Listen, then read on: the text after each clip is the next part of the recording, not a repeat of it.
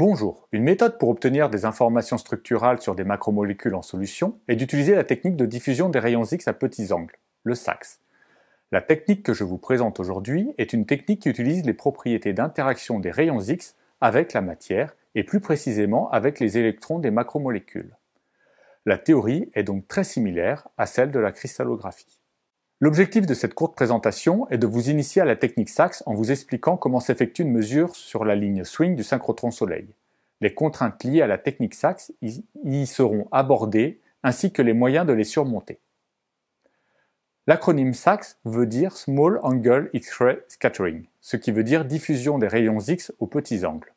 Nous parlons généralement de biosax lorsque les échantillons sont des macromolécules biologiques comme les protéines, l'ADN ou l'ARN, et que ces derniers sont mesurés en solution.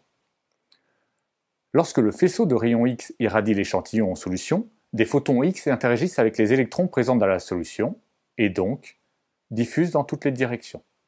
Ceux qui ont un petit angle de diffusion sont captés par un détecteur de photons X, comme vous pouvez le voir sur ce schéma. On ne parle pas directement d'angle de diffusion, mais de vecteur de diffusion que l'on nomme petit q. Il est calculé suivant la formule Q est égal à 4 fois pi sinus θ divisé par lambda.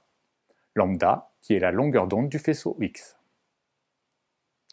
L'échantillon en solution peut adopter en général toutes les orientations possibles. Il est donc isotrope. Cette propriété fait que pour un même vecteur de diffusion, l'intensité est identique dans toutes les directions. Il est donc possible de faire une moyennation radiale des intensités.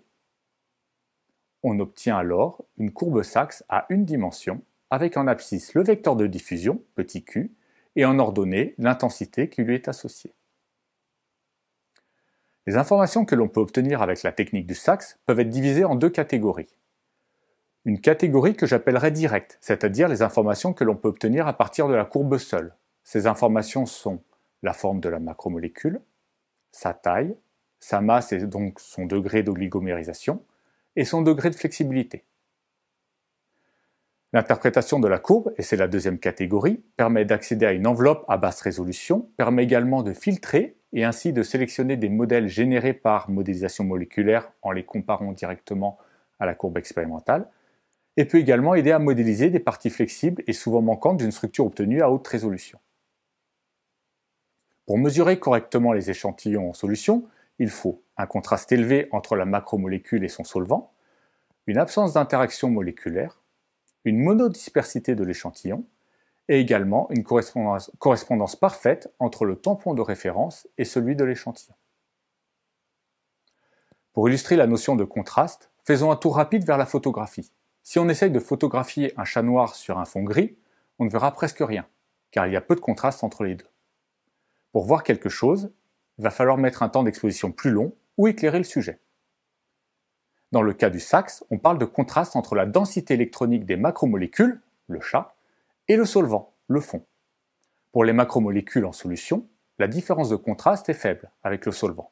Par contre, si on ne peut pas trop jouer sur le fond, c'est-à-dire la composition du solvant, on peut jouer sur le temps d'exposition et l'éclairage, qui, dans notre cas, est le flux de photons X. Une autre variable d'ajustement est la concentration de l'échantillon.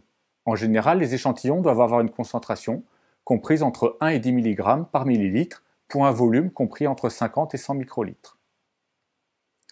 La deuxième condition est de ne pas avoir d'interaction intermoléculaire.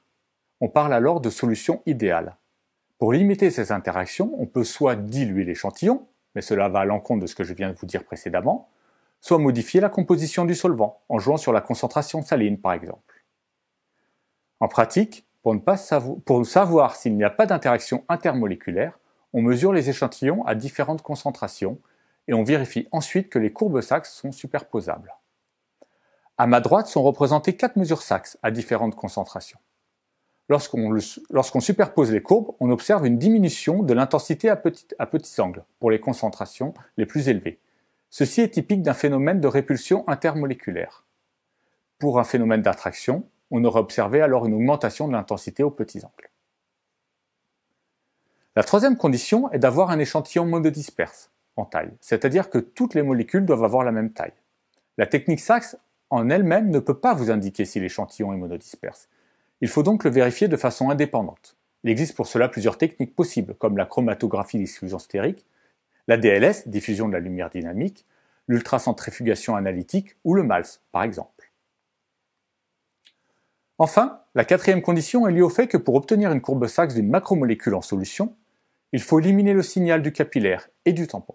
On doit donc faire deux mesures, celle du tampon, représentée ici sur la diapo, et celle de la protéine en solution. Le signal résultant de la soustraction étant généralement très faible, une légère différence entre la composition du solvant de la mesure de référence et celle de la mesure contenant la macromolécule entraînerait, sans obligatoirement le savoir, la génération d'une courbe Sachs erronée et donc une interprétation faussée. Pour minimiser les risques d'inadéquation, il est donc recommandé de dialyser l'échantillon et de mesurer le tampon de dialyse comme référence.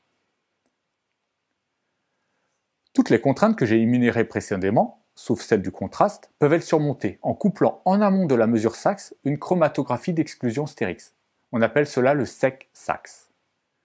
Voici une photographie du système installé sur la ligne de lumière swing, la ligne Sachs du synchrotron soleil. Il est composé de deux pompes, couplées à un injecteur. Cet injecteur peut être relié à deux colonnes connectées en parallèle. L'échantillon qui sort de la colonne passe ensuite dans un détecteur UV, puis dans la cellule Sachs. En général, la mesure Sachs se fait à la fréquence d'une image par seconde. Cela est évidemment rendu possible grâce au flux de photons X que peuvent générer les synchrotrons de 3e et 4e génération. On mesure donc en continu la solution en sortie de colonne. Le système complet comprend également un robot de lavage, un MALS et un réfractomètre, ainsi qu'un deuxième injecteur pour des échantillons qui ne peuvent pas passer par une colonne. Si l'on regarde ce profil d'élution avec en ordonnée l'absorbance à 280 nanomètres et en abscisse le temps. Maintenant, on y schématise les mesures Sachs qui ont été effectuées en sortie du spectromètre UV. On remarque que nous avons la mesure du solvant de référence qui est effectuée avant le volume mort et qui est identique à celui de l'échantillon. Nous avons nos mesures à différentes concentrations car les mesures Sachs sont effectuées à la montée du pic mais également lors de sa descente.